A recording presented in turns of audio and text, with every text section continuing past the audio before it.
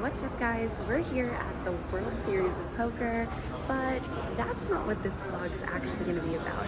Before we get into all of the super juicy WSOP action, I played a session yesterday at the Lodge on their 5-10-10 live stream, which, if you've been following me for a while, you know is really not 5-10-10. It's more like 5-10-10, 25, 50, 100, 200, and as you'll see in this video, 400. Stay tuned for probably my favorite play I've ever made in a hand, the very rare double check raise. See you guys after the hands.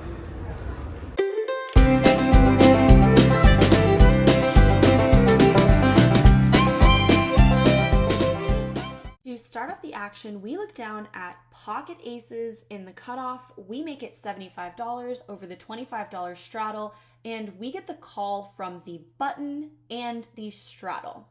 3 ways to a flop. We are about 2K effective, and the flop comes Jack 5-4 with 2 clubs. We have aces with the ace of clubs, so we're going to want to bet here. I choose a size of 200 into these 2 players who I believe to be particularly inelastic. As you can see, Brian calls behind with just a 4. If you know anything about these other 2 players in this hand, it's very challenging to range them. So when Bulldog leads for 450 into 850 on the 4 of clubs turn, I'm in a bit of a spot here.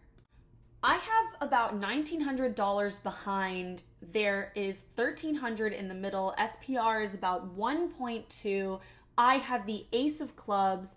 I think I can get called by worse and maybe even get better to fold. So I go for a really low frequency play and shove my hand into 2 other players. Now this I think is probably a pretty good shove, heads up.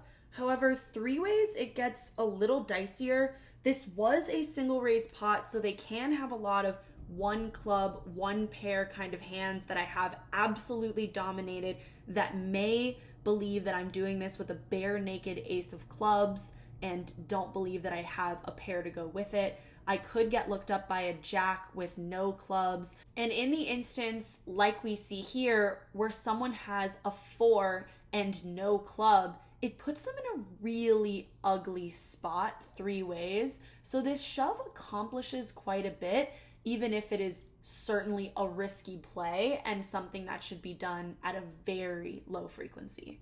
This shove is not intended to get my opponents to fold flushes. I do believe that they are going to have some flushes here, and that's obviously the risky part of this shove.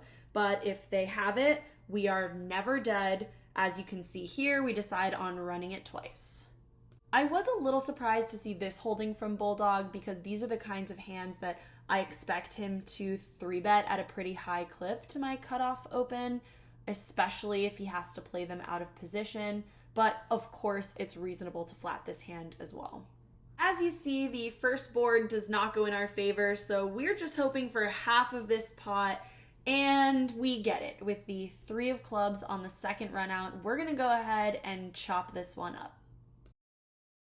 Somehow the under the gun $25 straddle was not on for this next hand, so we open to $30 over the $10 big blind with pocket queens. And then this hand goes off the rails a little bit. Brian 3-bets the ace 9-0 in +2. Slicer cold 4-bets the ace 10-0 in the hijack, and Bulldog cold 5-bets to $900 the 10-2 suited. So by the time it gets back to me, I have a choice to fold or put in a 6-bet. The standard play is to absolutely, unequivocally fold queens here. You probably have to fold kings here. However, this game plays a little loose, a little wild, and there is no way that I'm folding number 3. So we go ahead and put in the 6-bet shove. All of the ace X behind get out of the way, and Bulldog is getting a decent price to call here because his 5-bet was for nearly half of my stack, and there was so much action pre. So Bulldog is in there with the 10-2 suited. We decide on running it twice. I'll skip to the end. We hold on both boards and we get to drag the entirety of this $4,770 pot. Hold on to your hats because this next one gets really interesting. Context, the knit game is on in this hand, and for those of you who don't know, you get a knit button, you must get rid of your knit button by winning a hand. Last person with a button owes a bounty to everyone at the table, and people take this game really seriously. So that's the justification I'm going to use for flatting 10-4 suited in the small blind here. Again, I really try not to flat any hands in the small blind. I also really try not to lose the knit game, and this time the latter tendency won out over the former. There were only 2 of us left in the knit game, so it was getting down to the wire. We go 4 ways to this single raise pot with a flop of 7-7-3. Action checks to Bulldog, who bets $100 into a total of 3 other players. I think for just a moment before deciding on my line in this hand, and I've decided that I have an uncapped range due to the knit game. Therefore, I have a lot of 7s. So I put in the raise to 400. Yu-chan has no choice at this point but to concede the knit game and fold his hand. This raise has put him in a really annoying spot here with 9 high. And actions back to Bulldog, who actually has a pair and makes the call. Queen of clubs on the turn doesn't change much. I am going to be repping this 7. I decide to check in hopes of putting in the very rare double check raise. Bulldog, music to our ears, bets $200. We decide this can never be a real hand. We bump it up to 800. This puts his 3x, his 4s, his 5s, his 6s in just such an ugly spot because I'm setting up a river jam and he knows it. So he's going to have to call his 3 down 3 streets. Thankfully, we get the fold, we show our hand, we are victorious in the knit game and with the very rare double check raise. In this next hand, we raise the King-9 offsuit in the cutoff to $150 over the $50 straddle, and we get 2 callers from the straddle and the double straddle. Flop comes King-9-8. On this wet, this connected of a board, there should be something in it for everyone, and we get the lead from Jake. We are not going to be flatting this lead on such a connected board where the lead can change so often. So we go ahead and bump it up to $500 and Bulldog calls behind. Jake puts in the call as well. On the 3 of diamonds turn, I'm going to want to keep putting money in this pot to get value from all the hands that I'm beating and to charge the many, many draws available on this board.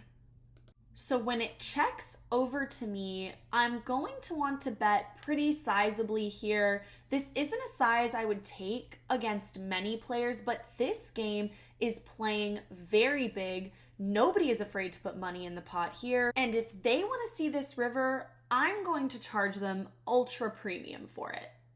I put out a bet of $1,800, which is roughly the size of the pot. Bulldog makes a really good fold here with top pair, and Jake folds his gutter. So we will take down this $3,775 pot with top 2. In this next hand, again, the 25 straddle is not on, so we open pocket 10s to $30 under the gun +1. Brian calls behind before Bulldog 3-bets on the button, and Jake cold calls the 3-bet. 10s are almost pure fold in this spot when I open EP and get 3-bet on the button, and then there is a cold call in the small blind. However, I am not interested in folding 10s in this game. It is way too strong of a hand, so we go ahead and 4-bet to $600 with intentions of folding to any 5-bet. Bulldog makes the call, and we are heads up to a 5-4-3 flop with 2 clubs. This is a board that I definitely want to bet, but I don't want to bet too large. I think I can get value from hands like 2 overs. I can even fold out some of those hands, which is also a win on a board like this. And I can also get value from under pairs that are over pairs to the board. We make it 600 into 1400. We see the queen of spades on the turn. We are going to go ahead and slow down and check this one over. He checks back, and we get the ace of spades river. We are definitely not trying to rep the ace in this spot. We are hoping it goes check, check, and we win against a hand like 7s, 8s, 6s. Fortunately, this time he did river the ace after calling on the flop with a double gutter. Nice hand. In this next hand, the 25, 50, 100, and $200 straddles are all on, and Big Daddy Chaz makes it $600 to go with the knit game reactivated. When it gets to me in the 25 straddle, I only have 20 big blinds with $4,000 due to all the double, triple, quadruple straddles. So when I look down at pocket eights, it's just a shove. And that's exactly what we do. In games like this, it can be a little terrifying to just put in $4,000 with a pair of eights, but I try to think about everything in terms of big blinds, which makes this a pretty easy shove. Now, when it gets to Big Daddy Chaz, he's feeling spicy. The nit game is on. He refuses to be the nit of the game, so he said if it's 4K or less, I call. Big Daddy Chaz only runs it once, so here we go. One board, $8,090 in the middle, but only 40 big blinds for this game. Let's hold. Pretty good looking flop for us here, ace queen 5, but of course it wouldn't be any fun without at least a little sweat. He turns the 3 of hearts, and now we have to fade a heart on the river. He's got way more outs than we want him to. Can we hold here?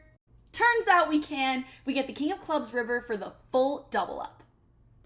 In this next hand, the $25 and the $50 straddles are on. Yu-Chan opens from +2, which is first to act, and we look down at pocket jacks in the small blind. Jake makes the call to the EP open in the cutoff, and when it gets to us, well, yeah. Jacks for Kristen. This will spell trouble. Puts on the 3 bets. You heard the man. This could spell trouble. We 3-bet to $600, and action is back on Yu-Chan. He puts in the 4-bet to $1,550. Jake gets out of the way. As you can see, he burned one of my jacks too. Thanks, Jake. And now it's back on us. Based on the double straddle to 50, we had about 129 big blinds to start this hand. So this is a really ugly spot. This hand wants to mix 5-bet and call, but it absolutely does not want to fold.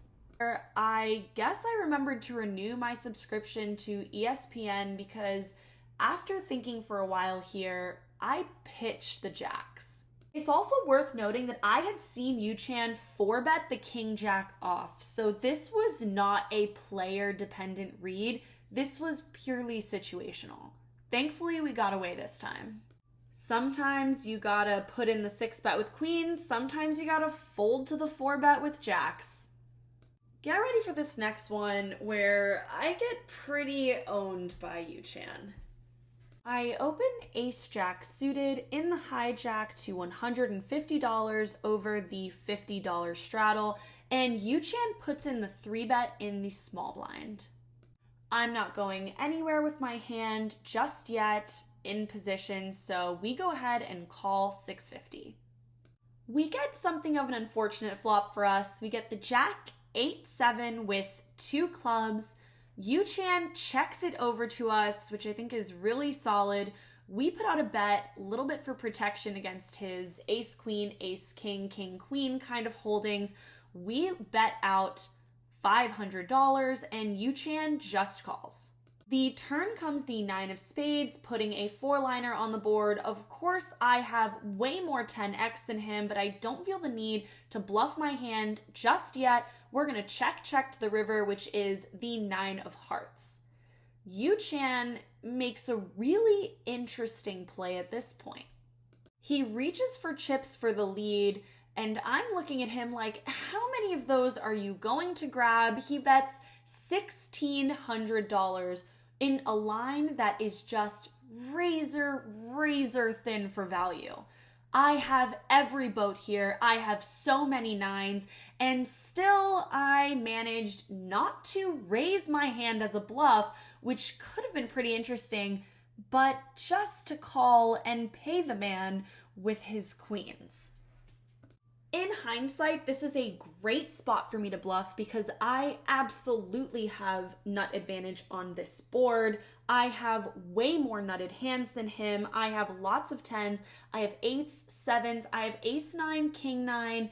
But unfortunately, my combo isn't the best to bluff with. I think we want to have an 8-7 kind of hand, or even a king-queen is a pretty good candidate for a bluff here. Nice hand, Yu-Chan. Next time, I'm raising. I just wanted to throw this next one in there where I look terribly confused because the 400 straddle is on and I only have 16 big blinds technically with $6,500. So I'm just trying to figure out the raise size with jacks here. I figured it out and then I won the pot. Last hand here of the evening, I raised the king queen to $200 over the $50 straddle and a $50 limp.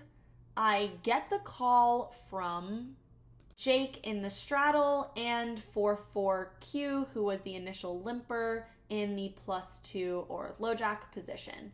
And we get the flop of ace, 8, 6, all spades. I have the queen of spades and I do have all the aces here, but I don't feel the need to bluff my hand into 2 other players. I'm just gonna check this one. And we see the 10 of spades on the turn. At this point, when it checks to me, I'm gonna look for a little bit of value from under spades, maybe a curious ace X, maybe some 2 pairs, some sets that tried to trap on this flop. Lots of things we can get value from. Unfortunately, our opponents don't have those kinds of hands, and we win a small one here to end the night. So that was my session at the Lodge live stream 2 days ago. It was a blast. I always have a great time playing at the Lodge. Really grateful for the people who put that game together. We were in the game for 5K and we ended up being out for a total net profit of $790, which looks like pennies at this game, but is real money in the real world, so we're calling that a win.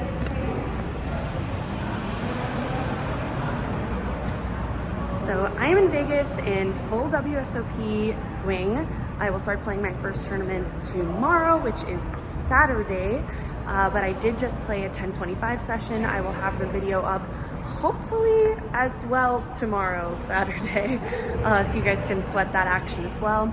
If you're liking these videos, please give me a subscribe, comment, like, all those good things. It helps me grow the channel, helps me feel motivated to keep making content. And if you see me at WSOP, say hi. Thanks, guys.